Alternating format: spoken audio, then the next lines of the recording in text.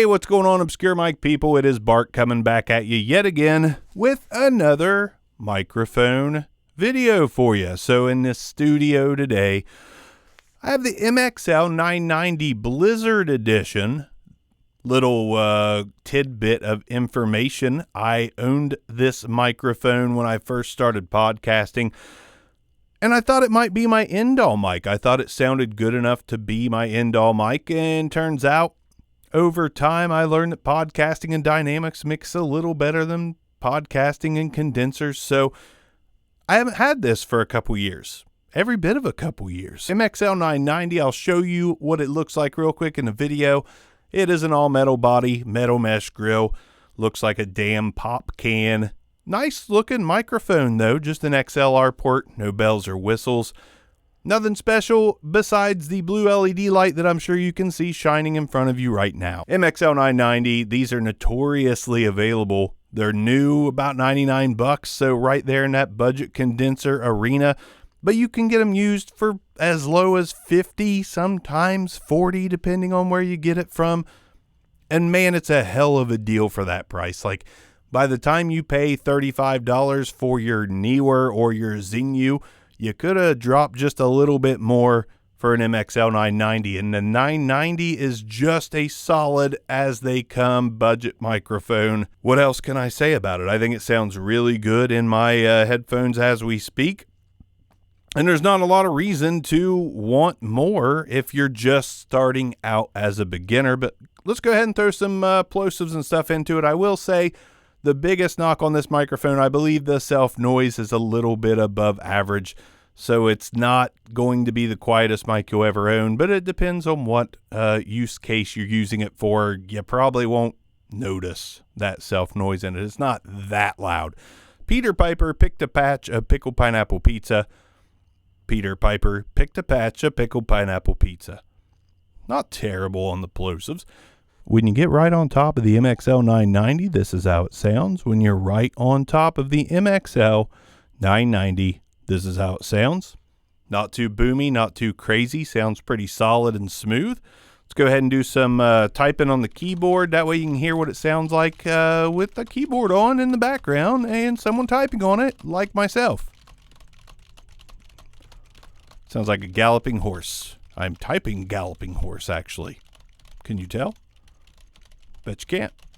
All right, let's go ahead and do some off-axis rejection on this microphone. I'm going to turn the microphone 90 degrees so you can see what it sounds like at an angle away from my mouth. 180 degrees. I'm going to go back to 90 degrees. There's 90 degrees right there. We'll go ahead and spin it back around on this table stand. You're probably picking up all the noise I'm making, generating, doing all that good stuff.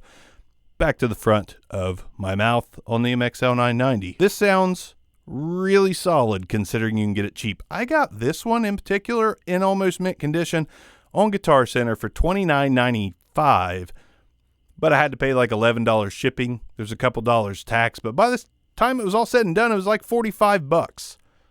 45 bucks. I would rather spend $45 on this than $45 on a Neewer kit or a Xingyu kit, because this actually has a quality sound to it. It's clear. It's got a really robust sound, actually. There's a tiny bit of sizzle up top, but I don't think it's anything crazy. This microphone just sounds better than most budget microphones. That's what MXL does. If a 990 was all I had to use, I'm not going to be upset about much, because I think in particular my voice sounds pretty solid on it. Now, I know I've been tossing out a whole bunch of green lights lately, but I've been testing some pretty solid microphones. I haven't really gotten anything in a while that I think just sounds like crap. And I'm not going to crap on a mic that doesn't sound like crap, and the 990 does not sound like crap. So I think this microphone in particular will eventually be a part of a condenser microphone roundup, $100 or less budget condenser roundup, so we can find out once and for all, at least on Obscure Mics, what the $100 condenser budget champion mic is. I won't include the Avlex because I shouldn't have got that as cheap as I did, so we just won't include it. So MXL 990, it's the green light, man. It's got to get the green light. It sounds really good considering I paid $45. It would sound good at $100. I've owned the AT2020 from Audio-Technica. I think the 990 sounds better. I've owned a whole lot of budget microphones, and the 990 is one of the better ones. So this is a good one. This is one of my favorite microphones. Price point per production, performance, I should say. Just all over it tonight. I'm doing great. How are you? But price per performance, this thing is just one of those obscure mic budget champions. Not so obscure. Everyone knows about the MXL 990, but the fact remains it's a good sounding mic for a very, very good price. And it's out of the studio. I'm out of the studio. Look for it in an upcoming $100 and less condenser shootout. We'll see you guys next time on Obscure Mics.